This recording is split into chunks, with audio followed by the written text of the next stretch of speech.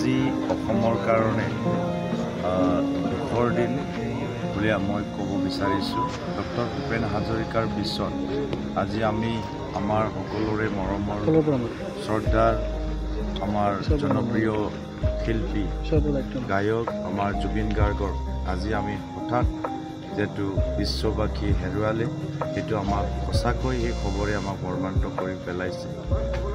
আজি আমি নাভাবাকৈ অসমবাসীৰ বাবে, ভাৰতবাসীৰ বাবে ছিংগাপুৰৰ পৰা আজি যিটো দুখৰ খবৰ আহিলে, এইটো আমাক মৰ্মান্ত কৰিছে। তো আজিৰ সেই দুখৰ দিনত মই আমাৰ জুবিন গাৰ্গৰ, প্ৰয়াত জুবিন গাৰ্গৰ আত্মাৰ সৎগতি কামনা কৰিছোঁ। তেখেতৰ পৰিয়ালক মই সমবেদনা জ্ঞাপন কৰিছোঁ।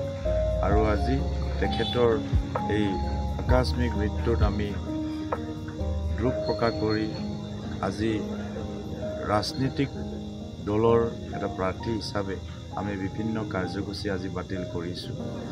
গতিকে ৰাজনীতিটো বেলেগ হয়, গতিকে আজি মানৱ হিচাপে আমি সকলোৱে প্ৰয়াত জুবিন গাৰ্গৰ আত্মাৰ সৎগতি কামনা কৰিব লাগে। তেখেতৰ পৰিয়ালৰ লগত একেলগে আমি থিয় হ'ব লাগে।